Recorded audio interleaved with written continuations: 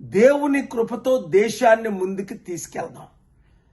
1989లో నేను అమెరికా వెళ్ళినప్పుడు మన జీడిపి చైనా జీడిపి సమానంగా ఉండేది ఆల్మోస్ట్. అలాంటిది ఈరోజు చైనా జీడిపి 21-22 ట్రిలియన్ అయితే మనది కేవలం 3 ట్రిలియనే.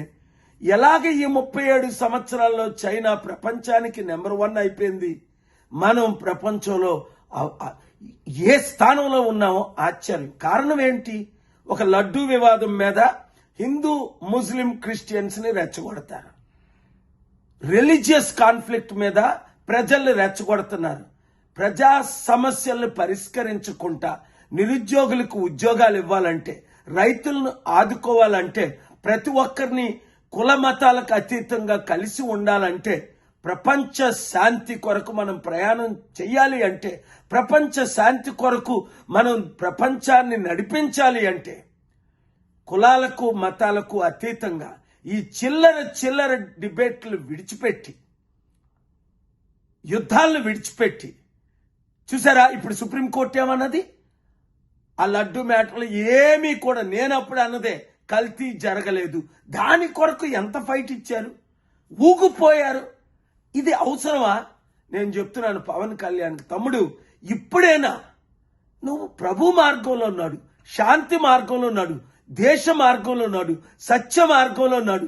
హిందూ ముస్లిం క్రిస్టియన్స్ బుద్ధిస్ట్ జైన్ జూన్ 21 నేను ఎలాగ ఢిల్లీలో 7 రిలీజియస్ లీడర్స్ తో మీటింగ్ పెట్టాను. అలాంటి మీటింగ్లు అటెండ్ అవ్వు. ఇలాంటి పనికిమాల మాటలు చేష్టలు మానేశాయి. ప్రతి ముఖ్యమంత్రికి, ప్రతి ఎంపీ ఎమ్మెల్యేలకి నేను ఇచ్చే సలహా, ఇండియా సర్వనాశనం అయిపోతుంది, ఎకానమీ సర్వనాశనం అయిపోతుంది, జ్యుడిషియరీ ఇన్ఫ్లుయెన్స్ అయిపోతుంది. ఎక్కడికి వెళ్తున్నాం? మీడియా భయపడుతున్నారు సత్యాన్ని రిపోర్ట్ చేయడానికి. కనుక ఈ రిపబ్లిక్ డే నేను ఇచ్చిన మెసేజ్ ఏంటంటే రండి.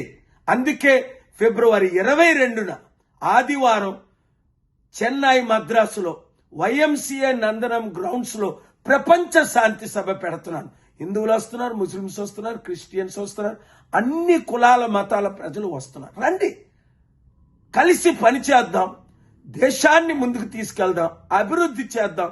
చైనా కంటే మనం అతి తెలివైన వారు అని ప్రపంచమే ఒప్పుకుంటుంది. మనకు బెస్ట్ సైన్సిస్ట్, డాక్టర్స్, ఇంజనీర్స్ ఉన్నారని.